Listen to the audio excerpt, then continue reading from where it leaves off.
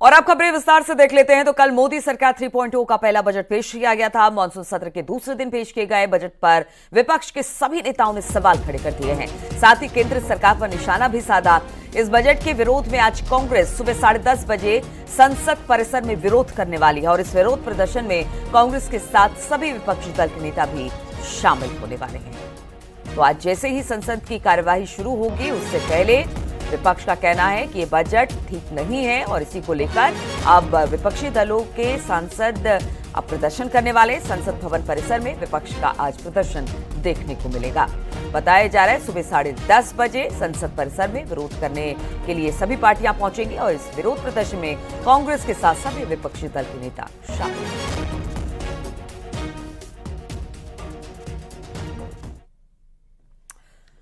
मोदी 3.0 के पहले बजट को जहां सरकार इसे सबसे बेहतर बताने का दावा कर रही है, वहीं विपक्ष ने इसे लेकर कई सवाल पूछ लिए। प्रधानमंत्री मोदी ने बजट को देश के लिए विकास का बजट बताया, तो राहुल गांधी ने जहां इसे कुर्सी बचाने वाला बजट बता दिया, वहीं अखिलेश ने भी उत्तर प्रदेश की उपेक्षा वाला बजट बता दिया। देखिए जरा ये report.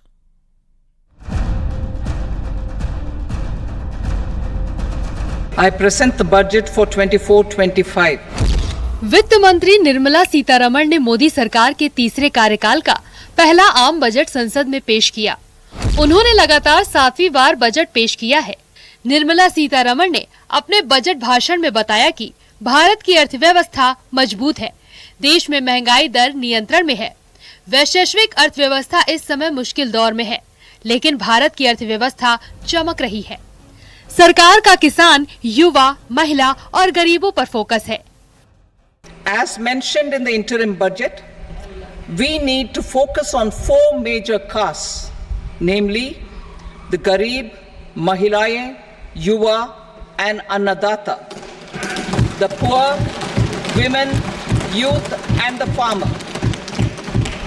For Annadata, we announced higher minimum support prices a month ago for all major crops, delivering on the promise of at least a 50% margin over costs. Modi सरकार 3.0 के पहले बजट को विपक्ष ने पूरी तरह नकार दिया है। राहुल गांधी ने इस बजट को सहयोगियों को खुश करने वाला बताया। उन्होंने कहा, बजट में अन्य राज्यों की कीमत पर उनसे खोखले वादे किए गए। राहुल ने कहा, ये बजट अपने मित्रों को खुश करने के लिए लाया गया है। वहीं समाजवादी पार्टी के अध्यक्ष अखिलेश यादव ने बजट को लेकर कहा कि यूपी जैसे बड़े राज्य को बजट में कुछ नहीं मिला है।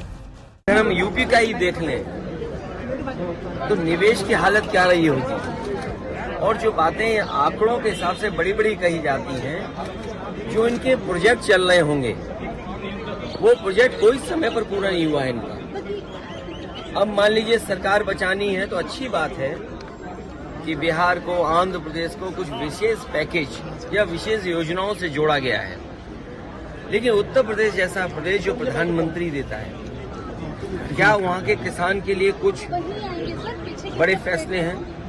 किसान की फसल की पैदावार, उसकी कीमत के लिए क्या कोई इंतजाम है?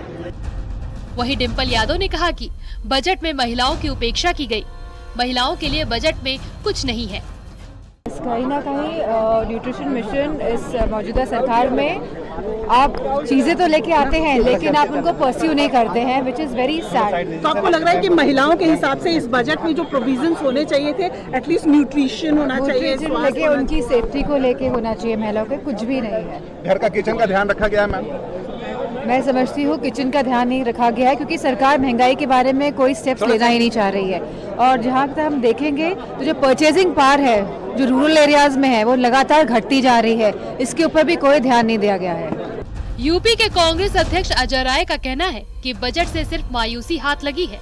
यूपी के लोग ठगा सा महसूस कर रहे हैं। बेवकूफ बनाने के लिए, देश की जनता को बेवकूफ बनाने के लिए सबबाग दिखाया जा रहा है। कोई ठोस चीज ऐसी चीज हो जिसको, अरे हाईवे तो हमेशा बन रहे हैं, हाईवे तो बहुत से बना रखा है इन्होंने, हाईवे टूट रहे हैं रोज, आप देख लीजिए। आप देखिए, ये बिहार को दे दें, झारखंड को दे दें, यूपी को दे दें, अब जनता जो आज देख रही है इनको हटाना चाहती है। अब ये निश्चित तौर से आम जनता के हित के लिए एक भी, क्या बनारस के लिए कोई कल कारखाना आया है, कोई फैक्ट्री का अनाउंसमेंट हुआ है? यूपी के लिए कुछ हुआ है? मुझे नहीं लगता कुछ भी किए। कांग्रेस सांसद इमरान मसूद का कहना है कि सरकार का अपना कोई विजन नहीं है, कथनी और करनी में बहुत फर्क है। सरकार जो कहती है उसे जमीन पर लाए तो बड़ी बात है। देखिए, अपना विजन इनका कुछ नहीं है, अपना विजन कुछ नहीं है। अब ये उसको इम्प्लीमेंट कैसे करेंगे तो देखा जाएगा। बोलने को तो बहुत कुछ बोला जाता है।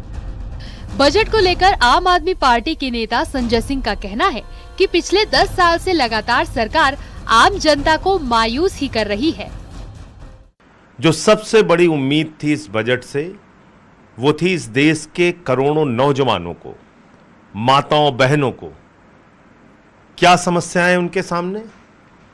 आपने कहा था न्यूनतम समर्थन मूल्य 2 गुना करेंगे, एमएसपी 2 गुना करने की बात आपने कही थी। क्या इस बजट में एमएसपी 2 गुना करने के लिए कोई प्रावधान आपने रखा, कोई बजट का हिस्सा रखा? मायावती ने केंद्रीय बजट को अच्छे दिन की उम्मीदों वाला कम, बल्कि मायूस करने वाला ज्यादा बताया है। मायावती ने कहा कि इससे गरीबों, बेरोजगारों, किसानों, महिलाओं की उम्मीदों को झटका लगा है। मोदी सरकार 3.0 के पहले बजट को जहां मध्यम वर्ग के लिए उम्मीदों वाला बजट बताया जा रहा है, वहीं विपक्ष ने पूछा है कि आम आदमी के अच्छे दिन कहां हैं? न्यूज़ 18 के लिए ब्यूरो रिपोर्ट।